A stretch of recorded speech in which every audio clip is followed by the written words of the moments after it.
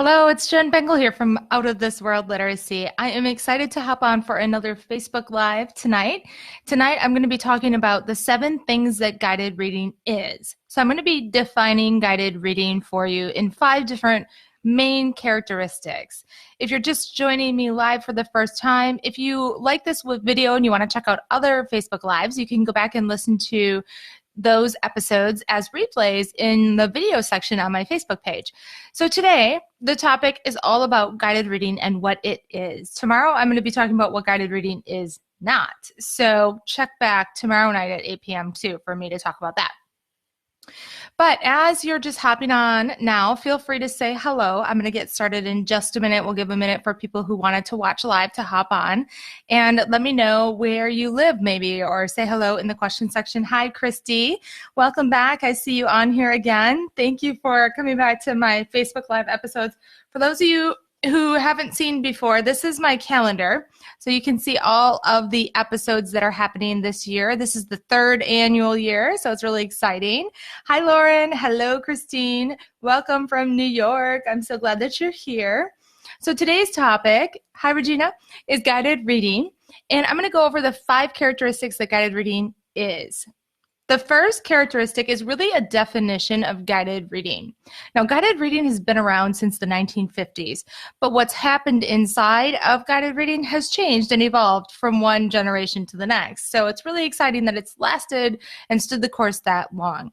The first thing is guided reading is about guiding students to develop a network of strategies in their minds that all work together to deeply understand the meaning inside of a text that they read.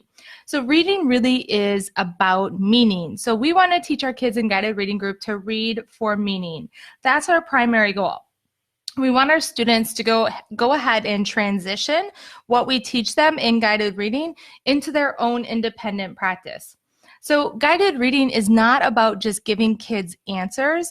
It's about helping them build that network of strategies so that when they go to work on their own, they can actually have that mastered inside of their mind. So as we're teaching focus skills in our small group guided reading lessons, we're helping them master those skills. You hear the word guided in guided reading, that's exactly what it is. It's not the teacher who knows all the answers, but he or she is guiding students to develop that network of strategies to read for meaning when they go off on their own. That's the first thing that guided reading really is about. The second thing is guided reading is about moving or getting students to read more productively and more intensely. Because you are the teacher there and you're right there before, during, and after reading in this small group setting, you can quickly shift students away from unproductive reading habits. So that's another great part about why guided reading has stuck around for 70 years and probably will last a long time from now. Number 3, guided reading is about teaching students at their point of need, or as Leif Vygotsky would say, teaching students at their zone of proximal development. We all know students have a certain instructional level range that they can learn best at. If we are teaching them too small of things or to things that they already know, then they're not going to make a lot of progress. If we're teaching them things that are really challenging for them, so they're reading at a 1st grade level and we're trying to work with them with a 5th grade book, they're not going to make much progress because they're just going to be too frustrated.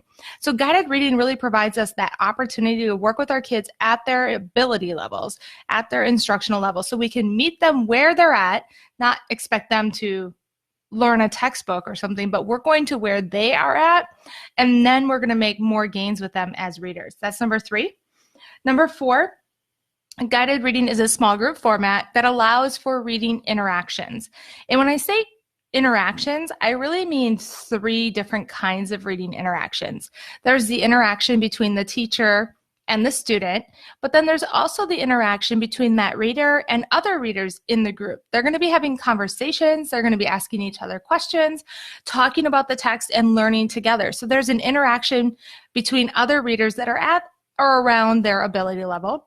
And the third interaction that happens in a guided reading group is the interaction between the reader and the text. So the reader is actually going to be engaged in the reading that they're doing. So there's 3 layers of interactions going on in guided reading. And that's another reason why it makes it so powerful too. And number five, I'm sorry, the last thing I have for you about what guided reading is tonight is that it's fast-paced and it's productive. You get in and you get out is what I like to say. You don't allow for too many distractions or teachable moments that can interfere with the flow and the focus of what you've planned for that lesson. There are lots of opportunities our kids give us for teachable moments that we take, but if we take too many of those teachable moments and turn them into something bigger, then our lesson can get kind of messy, and the focus that we originally had made planned for can kind of get a little bit too messy. So take those teachable moments and make a little note of them on the side in some note paper that you have and address them at another time. But try and stick to the flow of what you were doing in your guided reading lesson when you planned it so that the learning can make the most sense for the kids. If you go off on too many teachable moments, it can get kind of distracting for them. So tomorrow night, I'm going to actually talk about the 5 things that guided reading is not. And I talk about these things because I've done them all and I know they don't work. There is a big stigma around some teachers with the idea of guided reading because they think it's not a good strategy. But they really have the mindset of things that we did in the 80s or the 90s in our guided reading groups, which aren't great practices. But the actual structure of guided reading has stuck around for a long time. What we do inside of it has definitely evolved and become a best practice strategy. If you want to learn how I teach guided reading, you can do that by listening to one of my free webinars that I have coming up. I have a guided reading webinar coming up probably in July. I have dates for July and August for lots of different literacy trainings. You can check them out at jenbengalwebinars.com if you're interested. Hi, Jeanette. Hi, Erica from Miami, and Summer, and Chris, and Shannon, and April. Hello, April from Birmingham. I'm glad you're on. But tomorrow, check out the webinar or the Facebook Live at 8 p.m. because you probably have done some of these things that I'm going to talk about in guided reading and realized that they weren't the best practices and didn't really work that well. I'm going to go over those 5 things tomorrow night. So hopefully you can join me again at 8 p.m. Central tomorrow night. Hi, Wendy. Glad you're on here live. You caught me.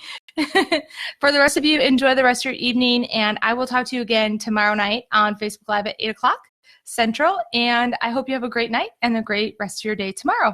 Take care.